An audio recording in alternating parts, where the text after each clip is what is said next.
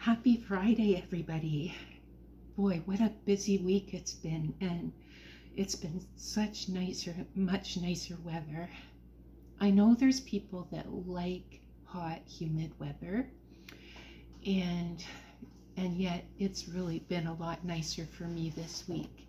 Even cooly enough for me to go on my morning hikes, and I really do hope that you've been having a good week. My name's Kathy. Welcome to Yarn with Heart today on June 28th. A warm welcome and a big thank you to all of you for being here. Very happy to share that we all have reached another milestone together on this channel. This channel is now over 300 subscribers. It has been wonderful to meet with you here every Friday, and I thank you for setting aside time for us to get together here. In July, a friend and I have been planning something. There will be some new things to watch and some fun things to see. Also, a thank you from me to you, celebrating the 300 subscribers on this channel. That's a couple of yarn prizes that you can enter for a chance to win. That will be something special during July. There's also going to be some fun things to see. And during each of 12 days of Christmas in July, there will be opportunities to enter for chances to win 2 prizes. On July 25th, I will use the Wheel of Names to pick 2 lucky winners. And also for 12 days here and 12 days on MyPinkBathtub, MyPinkBathtub knits, we'll be opening presents from each other. She invited me to join her for this Christmas in July, and starting on July 3rd here, then every other day until July 25th, I will be opening gifts from her, and she will be opening starting July 2nd and every other day on her channel. So on the 25th, I have that chance for that holiday prize, maybe a gift from me to me, and that will be something that I'll be opening on the 25th. And of course, the boxes of prizes, one will be a woolly box of yarn, and the other will be a non-woolly box of yarn goodness. So there will be something for everybody. And of course, with all of that excitement during July, I will ask you to watch videos on both of our channels. Definitely pop over to Diane's channel too and watch her open gifts from me and see all the fun happening on her videos also. This week's video will be about a work in progress. This week's hat for the Crochet Along for a Cause, and also I have a completed child's blanket, and this one is my Tropical Bird of the Month project. I have a bit of Happy Mail too, and I'll be showing that today. Usually here I mention what is up for next week, and the next few weeks will be, of course, a Christmas in July. As I said, it's beginning on July 22nd on My Pink Bathtub Knits, And my first Advent video will be here on July 3rd. Then hopscotch back and forth between our two channels. And if I have finished items during that time, I will let you know in the title of the video, so that way if that's the content that you're interested in, you won't miss the finished item vids, because that will be your way to find that if that's what you're looking for. So if you subscribe and ring the notification bell, you won't miss my next video on July 3rd. And also subscribe to My Pink Bathtub Knits if you won't, so you won't miss her videos that start on July 2nd. Now, I noticed my ring light popped down, so give me a second here so I can adjust that. Now, the first item is my finished item. I was mentioning this one last week as it was a work in progress. This one is my Tropical Bird of the Month item, and I'll put a picture in the side here so you can see the colors of the bird. This is from the Tropical Bird of the Month is from Judy's Creations in Crochet, and this is the Garter Rib Baby Blanket. It's by Orange Flower Yarn. It's a free download on Ravelry. I used a 5.5 needles and loops and threads, soft classic yarn in the colors white and spa. Now, when I was working on this, one thing to mention is this pattern is for personal non-commercial use. It said in the pattern, and the items could be sold for charity auctions or for fundraisers. Now, this one I'm going to be donating to Chio Blanket Drive. That's by Shannon, the art junkie. This is a channel that I have been following for a while. First, I'm going to show you, let's see, yeah, the texture of the blanket. And then I'm going to stand back so you can see.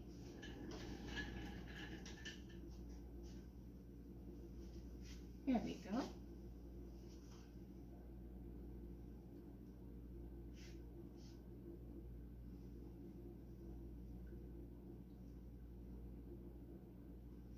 There.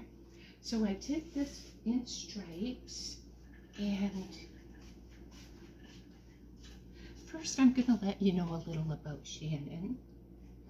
Her channel is Art Junkie Crochet and Mixed Media Art. She's known for crochet. She also does card making, mixed media, and journaling. She hosts a community project called Chio Blanket and Lovies. It's to make cuddlies and blankets, and those go to a hospital in Ottawa, which is in Ontario, Canada. There's details on her channel in the description box of all of her videos about the requirements for these blankets. The blanket I made is 36 inches in the width and 48 inches in the length, and it meets the requirements because it is a solid stitch. They require a solid stitch so that if the child receiving it has a need for medical equipment, the medical equipment won't get caught as it might if it were a lacy stitch. I chose the color that is close to the bird head in the Tropical Bird of the Month picture for Judy's Creations in Crochet. And again, I'll put the picture up here so you could see the color of the bird that I was trying to match. Now, I was surprised by how long it took to knit this blanket. I'm surprised because I've done quite a bit of crochet and it took quite a bit longer to knit this blanket than I was expecting. The yarn was a number 4 yarn and I was using a 5.5 needles, but it did take quite a while. Now, there is a tip with this. When I was purchasing the yarn, I knew I needed more than 2 yarn balls in order to have enough. The spa color, I only could find 2 in the same lot. So what I did, and this is my tip, is if you cannot find the same dye lot in a yarn, divide it up with a contrast color, because there's going to be enough space between that the difference in the dye lot usually won't be noticeable, and that's what I did. I do have, let me see, I'll show you the size. Oh, I don't have them with me. I have probably about 1/3 of the size. Let me see if I can stop the video and I'll be right back. Hi, I'm back. So when I was using those different dye lots, I would finish one stripe and then that would be all that I did with one ball. Then I did a bit in the white contrast color. Then I started the next ball. This one was in a different dye lot number. And then I did the same thing. Put in a row of the stripe of the white and finished with the last ball. So if you are in that situation, that's one of the ways that you might be able to make it so that that different color won't be as noticeable. If you know any other ways to solve this, could you please include those ideas in the comments so we can learn from each other, because this does happen to me sometimes, and quite often actually when I'm buying discontinued yarn, and I'd love to hear if there's other ways to manage that situation. Now also, when I was working with the final block of the color, it was lucky that I went by measurement rather than counting the rows, because I started with 34 rows in order to complete the first block of color, and on the end it only needed 31 rows, and I don't understand why the difference. The width is correct on both, it's just the height of the stitches that changed, and I'm not an experienced enough knitter to know what happened. So does anyone know what would cause this? That is a knitting question, and I have no idea why. But fortunately, I was using my measuring tape and going by measurement rather than just by the number of rows. So that's my finished item, and that one is going to be on its way to Ottawa. Now my work in progress is this one. I've done a fair amount of crochet, but this one has been causing me a little bit of trouble. This one is the Arrow Beanie. It's part of the Crochet Along with a Cause event by Hooked on Homemade Happiness. The pattern is by Brienne Malden, and I'm so happy that there was a tutorial on video for the stitch, the arrow stitch.